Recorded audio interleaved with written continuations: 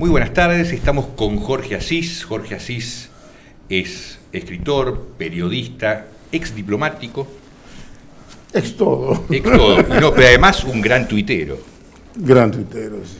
Bueno, eso lo reconozco. Vamos a empezar por el Twitter. Una de las cosas más interesantes del Twitter es justamente el impedimento, los 140 caracteres que se convierte también en una ventaja, ¿no?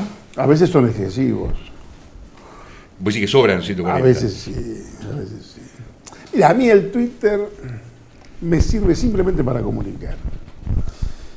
Lo tomo como un medio más y bueno, que combina perfectamente con mi actividad en el portal y es una manera de pronunciarte sin que nadie, por ejemplo, generosamente en este caso, me pregunte. ¿Entendés? Uno mismo se hace la pregunta en todo caso y se expide. Y bueno, a veces interactúas, a veces no, pero no lo tomo como un divertimento. Es una herramienta. Es una herramienta. Ahora, es un instrumento y es para comunicar. Hay temas que a mí no me sirven de pronto para tratarlos en el portal, para escribir un texto, y lo resuelvo en 2 o 3 tweets. Hay primicias, por ejemplo, que de pronto puedo no tener absolutamente confirmadas, con lo cual le pones el condicional o se lo atribuís a una garganta, pero lanzás el tema. Y no es para que te quede el crédito, no, sino para instalar a veces lo que a uno le interesa. Yo debo tener, no sé, 46.000 seguidores y yo te puedo asegurar que hay un 20% de periodistas que de casi todos los programas de radio del país saben, bueno, qué es lo que uno hace, ¿no? Ahora, lo increíble, además, es la influencia que ha logrado tener el Twitter en la política argentina y en la política en general en el mundo. Sí, yo no aconsejo a los políticos que directamente ponen un secretario, un prensero, que se los maneja, ¿no? Yo creo que el político tiene que escribir él. Tiene que ser él, y no simplemente para decir hoy voy a estar en tal lugar, sino para expedirse sin necesidad que le pregunten, como le dije antes, si es que quiere decir algo, si tiene algo para decir. De pronto hay algunos que lo único que quieren es estar, hacer mantenimiento informativo con la gente que lo sigue, pero me parece que es una manera de desaprovechar el instrumento. Es muy importante cuando vos, qué sé yo, un discurso de la presidenta o de quien sea, es muy inmediato todo, que vos podés aprovechar eso para expedirte y de pronto hay mucha gente que está en ese momento enganchada que bueno, está a favor, en contra, y viene el intercambio.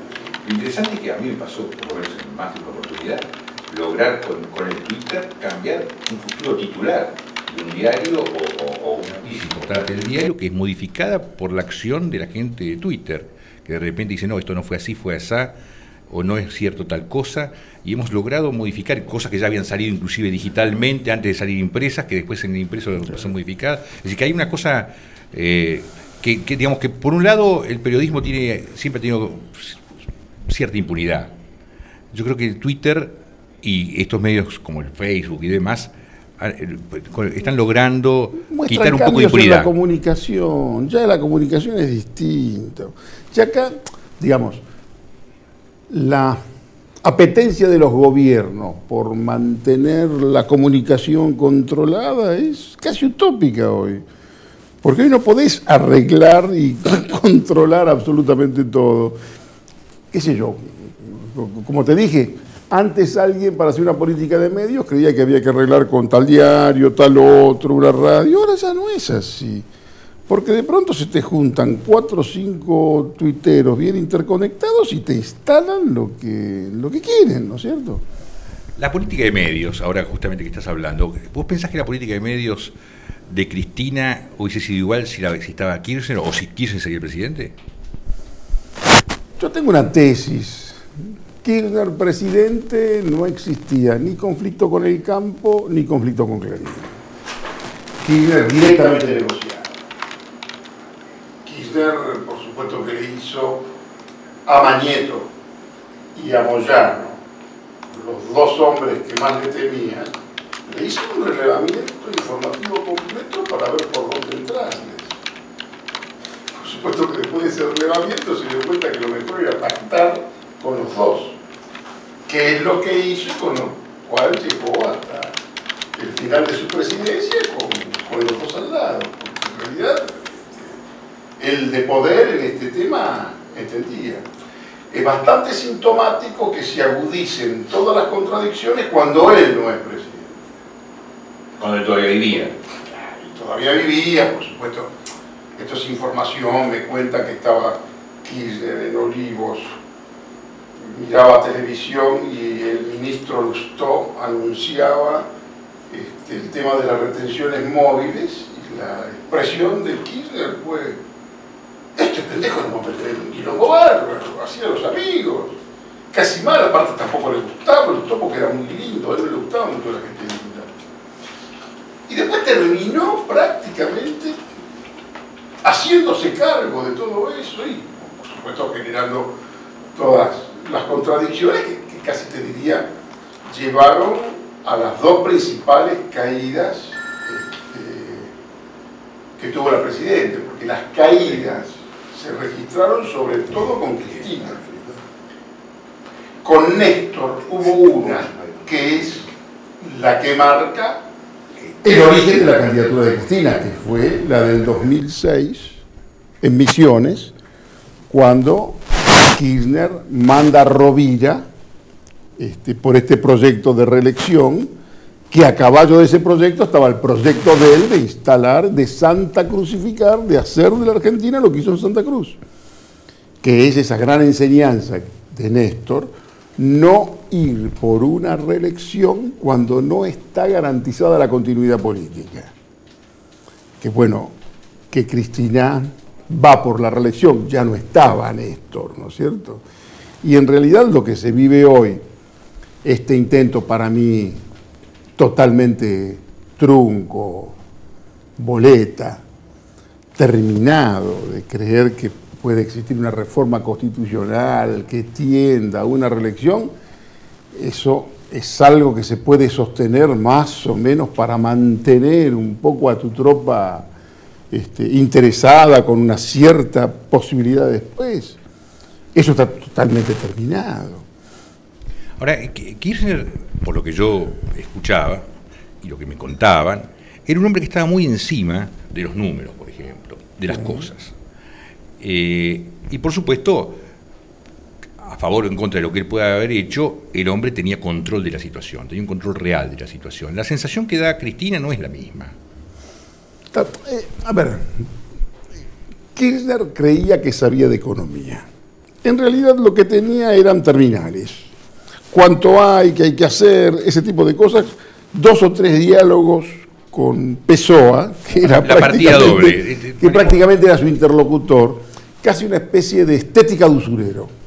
Saber quién tiene que pagar, cuánto hay, ese tipo de cosas, eso él lo hacía bien. Hoy el problema es que se agotaron los réditos de la viudez. Digamos, entender el cristianismo es entender las caídas del cristianismo, es decir, las recuperaciones. Hubo 2 muy fuertes, 2008, 2009 y esta del 2012. Se recuperó la del 2008, se recuperó la del 2009, de que fue lo de las testimoniales y demás.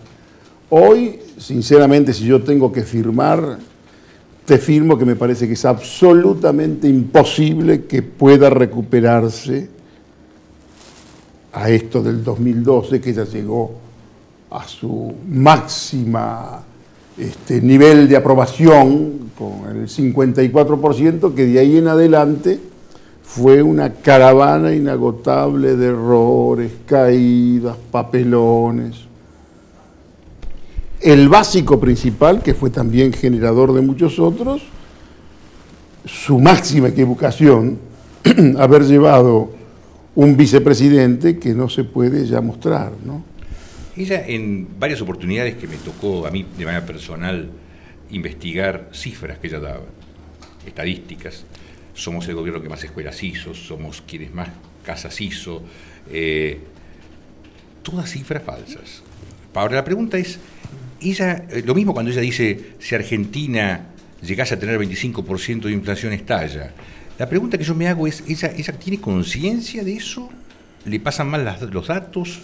¿Cuál es tu visión de eso? Es una interpretación en todo caso, digamos. Lo más, casi te diría como atributo, lo más eficaz del cristianismo es haber instalado las bases de una revolución imaginaria. Cuando vos ves muchachos que creen que combaten a la derecha, que creen que la desigualdad es un valor casi en declinación en la Argentina, y están, por supuesto, basamentados en una caravana de indicadores ilusorios, imaginarios, truchos, que te los recita cualquiera. Vos ponés un buen cristinista con esos números y todos te dicen, te hablan de porcentajes, que vos sabés que son inaplicables. Digamos, es casi toda esa retórica que deriva en un hastío que tiene que ver con cientos de miles de tipos que de pronto desfilan sin tener representación, si vos querés, pero que es una especie de sociedad harta, que se harta del relato, se harta de todas estas intervenciones, de toda esta creencia de una presidenta que es bueno, que creo que ha hecho un abuso de esta oralidad. Yo tuve más de una ocasión, y ahora se está incrementando eso, gente que conozco hace muchísimos años, amigos personales, que han dejado de serlo, digamos, el caso de uno que lo nombré en el programa de La Nata y me pidió que nunca más lo nombre en su vida y que nunca más hable de él porque tiene miedo de aparecer nombrado por un tipo que es columnista de La Nata. Es que hay como que hay una división en la sociedad, por lo menos en ciertos sectores, entre el periodismo, intelectuales, que yo no conocía, porque yo he almorzado, cenado, vivido con gente que ha pensado exactamente lo opuesto a lo que pienso yo, y no me pareció que eso es un impedimento para una amistad y para una relación. Hoy parece serlo. Entonces la pregunta es, cuando se vaya esta situación y el cristianismo no exista más, ¿cómo va a quedar esa herida? Bueno, este es un desafío también, ¿no? A mí me parece que hay muchos intelectuales que incluso yo respeto, que es como si aferran al último margen de la revolución posible. Es decir, esto es lo mejor que tenemos. Esto es el mejor gobierno. Y algunos sectores que vienen de la izquierda, porque en realidad si hay un mérito también que se le puede incorporar a Kirchner, es el hecho de haberse recostado sobre la izquierda. Cuando vos te recostás sobre la izquierda podés recaudar mejor. Podés incluso hasta robar mejor, con la izquierda adentro controlada. ¿Qué es lo que quiere la izquierda? Humanitarismo, derechos humanos y presos. Dale presos. Esa existencia de presos casi que tendría que obnubila cualquier otra posible instrumentación crítica. ¿Entendés? Casi es como que cuando vos pones otra cuestión en la mesa, casi lo toman como si fuera una chicana. ¿Entendés? Es como que todo lo que pueda ser reprobable y casi son gastos de representación, ¿no es cierto? Pero los derechos humanos son una cosa en proceso. La política de derechos humanos está relacionada con lo que hace hoy el gobierno respecto de las minorías, lo que hace respecto de los indios, de todo lo que... Ahora, meter preso a un tipo que hace 30 años cometió un delito de lesa humanidad no es una política de derechos humanos, es una política de justicia. Hay como una confusión, aún en los intelectuales, de darse por satisfechos porque metieron en cana a un viejo esclerótico y mientras a los indios le pasan por encima, eso es chicana. Nadie lo va a defender, y eso me parece que lo hizo y le salió bien. Le salió bien, como le salió bien también haber designado a Mañeto como el gran enemigo. Eso dio también réditos políticos, porque subalternizó al resto de la clase política. Digamos, también fue un mérito la política de comunicación, el no darle bola a los periodistas, el intento de establecer simplemente una relación entre ella y la gente a partir de la cadena nacional y de lo que sea, y no darle bolilla ni siquiera a los periodistas propios, porque tampoco le da explicaciones a los periodistas propios. ¿Pero no es eso lo que la aleja de la realidad al mismo tiempo? Es que simultáneamente también todo eso termina en lo que va a ser el 8N, ¿entendés? Un hartazgo en el que entra también el opositor, porque el opositor tampoco sabe muy bien cómo pararse en este juego. Es muy difícil, mira que yo soy bastante comprensivo y casi piadoso con muchos amigos que están en la oposición, pero es muy difícil oponerse a este oficialismo envolvente que te plantea, por ejemplo, epopeyas absolutamente innecesarias. Ahora, el 7D, todos jugando por la cuestión del 7D, y sinceramente temo que el 7D sea una enorme decepción más. Y tal vez te diría, la información que puedan tener de lo que va a ser ese 7D colabore hasta en un malestar físico de la Presidente, porque casi todas las epopeyas a las que se convoca terminan mal, en un país donde casi todo termina mal. Pero no están poniendo demasiados los cartuchos y esperanzas en esa situación, lo que hace también que pueda llegar a ser peligroso. Digamos, ¿qué van a hacer estas fuerzas que han armado ahora entre la Cámpora, Delía, Milagro Sala, el 7D? ¿Qué van a hacer? Mira, yo creo que son todas fuerzas patrióticamente presupuestarias, son fuerzas que tienen que ver con elementos de sustitución, bueno, basado en una fuerza nacional de incondicionales, pero que derivan en cierta acotación a las estructuras del Partido Justicialista, de las que dependen, la estructura del Partido Justicialista de la que depende, de la que están colgados y que por supuesto menoscaban, y también del sindicalismo tradicional. Ahora, a hoy te diría, cuando se sabe que se pierde Córdoba, se pierde Santa Fe, se pierde la capital, se pierde Mendoza y se registra un descenso en el conurbano bonaerense, me parece que la preocupación es un poco más creciente, ¿no? Y esos muchachos, para recuperar, digamos, todos estos amplios sectores de la capa media que hoy manifiestan, que hoy están activamente en contra, y le hace muy difícil una gobernación, porque vos podés incluso ganar una elección sin el apoyo de esa gente. Lo que no podés es gobernar sin el apoyo de esa gente que te vertebra la economía.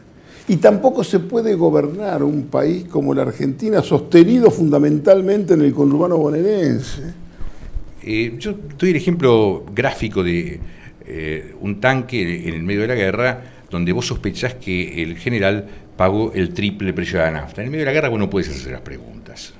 A mí me parece que la idea de la cosa épica, de la cosa, de la cosa enfrentativa, confrontativa, la guerra que ellos plantean en una democracia y en paz, también es un sistema muy bueno para evitar las preguntas, para no tener que dar explicaciones, para poder hacerse el botín inclusive. No sé si estás de acuerdo. Bueno, no solamente estoy de acuerdo, lo describo permanentemente. Hoy, digamos, hoy son muchas las cosas que no pueden responder que vienen desde Santa Cruz. El problema principal que puede llegar a tener Cristina hoy con todos los gobernadores puede ser con Peralta, que conoce absolutamente todo y se filtran todas las informaciones que se tienen que filtrar. No por Peralta, sino que porque en Santa Cruz todos lo hablan. Estamos en unos días muy especiales, están por estrenar una película, hay todo un proyecto concreto de mitificación del Nestornauta y demás, que me parece que también va a derivar en otro desengaño, porque si se indaga a fondo en las características que tuvo este último gran líder del peronismo, por supuesto que el desencanto va a ser muy fuerte, pero busca lo mejor y me parece que está hasta bien, y casi te lo presento como atributo, instalar las bases de esta épica revolucionaria casi desde el único lugar donde se le habló a la juventud. Hay un discurso de Cristina que me parece que fue el más hasta emotivo, que fue el último que presenció Néstor Kirchner, en una parte donde ella diseñaba prácticamente un horizonte para la juventud que, sinceramente, ojalá fuera real. Porque lo que va a quedar de todo esto va a ser mucho dolor, mucha bronca, mucha desazón. Y en realidad, y esto como te lo digo de la mejor manera, creo que va a costar mantener esta legitimidad institucional durante otros 3 años. Va a costar muchísimo, muchísimo, porque hay toda una sensación de poder que se deteriora, que se ve en ellos mismos, que se ve en el off, cuando te hablan de otra manera. Hay toda una sensación de que esto no funciona, de que esto no va. Ahora, lo extraño es que, por ejemplo, Aerolíneas, que fue una bandera que había que luchar y pelear, cuando vos entras en las entrañas de Aerolíneas te das cuenta de cosas absurdas, tales como pintar un avión, que no es una cosa barata, cuando a las 2 semanas el avión va a entrar en desuso. Esto ha pasado muchas veces. Estar pagando alquileres altísimos por aviones que no vuelan hace años, un año por lo menos, que no presentan un balance. Todo eso estuvo armado por este señor Kicillof junto con Recalde. Y en lugar de mandarlo a la casa, lo asciende. Se le da más poder. Y este señor ahora está manejando YPF, donde aparentemente la plata que pensaban que había no está, donde vos tenés que ir a decirle a un señor afuera del país: señor, quiero que usted se meta a ocupar el lugar de un señor que yo eché y no le pagué nada y lo saqué de una patada en el culo sin darle explicaciones. ¿No quiere tomar ese puesto? Ya eso. YPF, que es también un desastre, la política de subsidios. El otro día leí que alguien de familiares de los muertos del 11 decía: hablan muchos del 7D, pero hay que hablar más del 22F. Si se habla a fondo del 22F no queda nada. Si se habla a fondo de lo que fue la política de subsidios y las responsabilidades y se delimitan, y qué pasó con tanto dinero durante 9 años, verdaderamente vamos a llegar a un desengaño feroz. Yo puedo saberlo, yo no hago un periodismo denunciativo, ¿sabes? A mí me interesa entender, explicar más o menos lo que entiendo, pero no soy un tipo que está permanentemente buscando lo irregular, quién se lleva una moneda que no le corresponde. Lo que me parece es que este gobierno en gran medida es una estafa y va a dejar un dolor muy fuerte, y me parece que va a costar enhebrar un poco y cicatrizar algunas divisiones que se dan en la sociedad. Salir a la Argentina, sacar a la Argentina es una tontería administrativa. En 2 meses vos ponés otra vez la Argentina verdaderamente en un juego, en un mundo donde hay tanto dinero, donde hay por lo menos 5 décadas más de cierto beneficio para nuestros commodities. Cuando vos tenés toda una etapa altamente favorable que tiene que ver con lo internacional y que vos lo hostigás, y tenemos una especie de aislamiento hasta espiritual feroz, todo sale mal, esta condición que parece casi una chicana, esta condición de motochorro de la política internacional de Argentina, esta condición de país paria, tan fea que Argentina no merece. Y en la Argentina hay tantas ganas de creer, Gabriel, hay tantas ganas de tener reglas de juego más o menos claras, la gente teme que se le vaya a meter con la caja de seguridad, la gente que no tiene plata está en problemas, menos graves de los que la gente que tiene plata. La gente que tiene plata está aterrada. Vos estás en el interior, por ejemplo, y las preguntas que me hacen en todas las charlas es ¿por qué caja van a venir? Están todos en una especie de actitud de espera, de mantenimiento, mantener lo que se tiene. Nadie quiere arriesgar absolutamente nada, nadie quiere invertir. Si acá aparece, yo lo escribí en un texto, no hace falta ser Juan Bautista Alberdi para producir un cambio en la Argentina.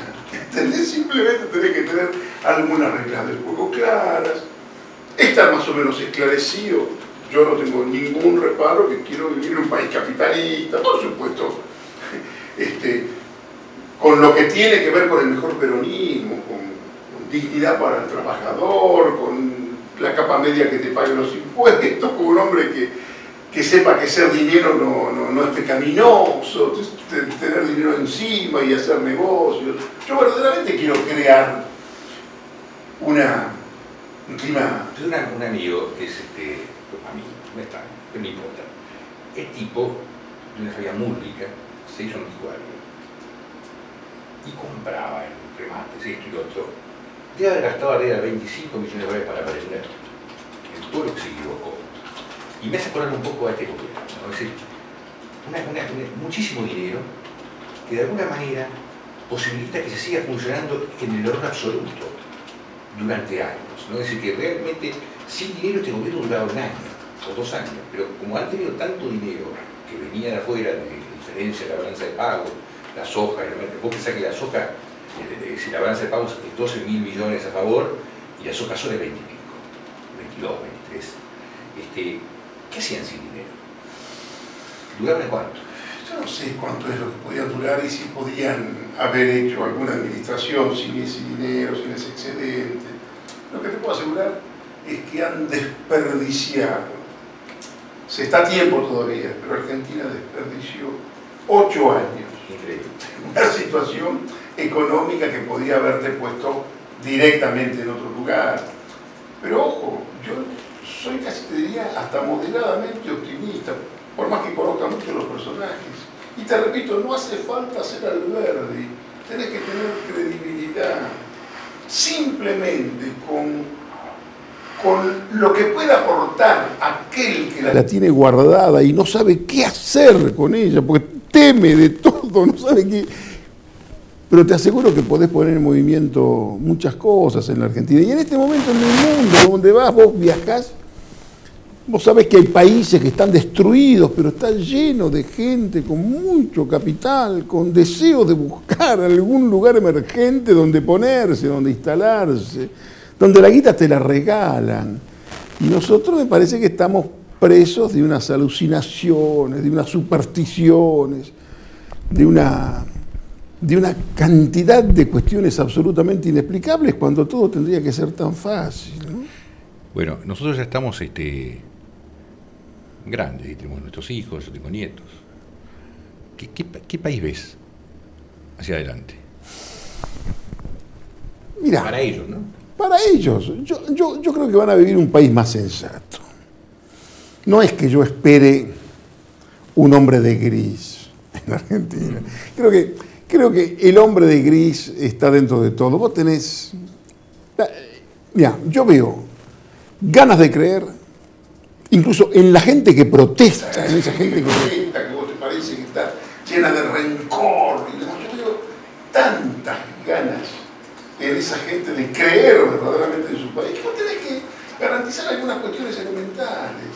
Incluso más, te diría, ni siquiera tenés que pagar. Basta con decir que querés pagar. Basta con decir que querés pagar y que te crean para directamente modificar todo este cuadro de situación. Yo soy muy optimista con respecto a la Argentina. Y como me desplazo, como hablo con productores, la semana pasada estuve, qué sé yo, en lugares de la provincia de Santa Fe, donde hay una especie de coincidencia entre el poderío económico y el terror, por todo lo que pasa con la seguridad, la policía y demás. Pues acá tenés que tener algunas cuestiones básicas claras. Ya está, muchachos, pasó el 76, el terrorismo de Estado, todo eso sabemos, pero tenemos que tener fuerza de seguridad. Tenemos que tener... Si Chávez es más serio que lo nuestro, es porque tiene que ver con un ejército, la existencia, ¿entendés? De alguna cosa que me parece que tenés que otra vez que recrear. Tenés que recrear fuerza de seguridad, tenés que recrear capacidad de inversión, tenés que, qué sé yo, que comunicarle a la gente de la necesidad de pelear por lo suyo. Aquí yo creo que es fácil. Casi te diría más, en 2 meses este país lo das vuelta como un guante. Hay un solo problema que no hemos hablado, tal vez, que yo estimo que es tal vez uno de los problemas que quedan pendientes gravísimos, que es la justicia, ¿no? Pero está todo envuelto. Si yo tengo que creer todas las cosas que se dicen de algunos jueces, directamente tendría que cachar un bufoso, como dice el tango, y salir de caños. ¿Entendés? Pero me parece que no es así, me parece que es injusto. Podrá haber jueces que son girados, vos sabés que cualquiera gira cualquier... Yo puedo salir y decir, consigo un reportaje de Levinas, hay que poner 5 lucas. ¿Entendés? Cualquiera te gira. Vos me podés girar, yo salgo de acá y puedo decir cualquier cosa. Todos giran a todo el mundo. Pero yo también creo que... Vos hablaste de los años que tenemos nosotros, ¿no es cierto? Bien. Yo era un tonto, cuando vos eras muy chiquito también, que creía en la acción de las masas. No solamente acción de las masas por la conquista del poder y demás. Yo creía verdaderamente que las cosas se hacían de abajo hacia arriba. Y hoy, a los 66 años, te digo, la Argentina se arregla de arriba hacia abajo. De la cabeza para abajo. La cabeza con una cierta credibilidad hacia abajo, en los hombres que designás, en lo que haces, en lo que, qué sé yo. Nadie puede imaginarse que a esta altura del partido algún tipo que llega al poder llega para enriquecerse. ¿Entendés? Es una tontería, como dice alguien de mi novela, si tenés el poder, ¿para qué querés plata? Y yo sinceramente creo que, y como evaluación de política internacional, como verdaderamente creo que el mundo necesita de la Argentina tiene que dejar de hostigarse a sí misma. Basta de autohostigamientos, basta de cuestiones no resueltas que tienen que ver con revoluciones inconclusas y demás. Algunos creen que están combatiendo a la derecha como si los muchachos que tienen planes sociales pudieran pedirse una entrada en cualquier restaurante de Puerto Madero. Y estas bases revolucionarias, imaginarias, también generadas desde Puerto Madero. Entonces, hay algunas cosas que no funcionan acá, ¿no es cierto? Y a mí me parece, y en esto te digo que tus nietos, los míos, van a tener una Argentina mucho menos estúpida. Estoy seguro. Eso espero. Muchísimas gracias. A vos, querido.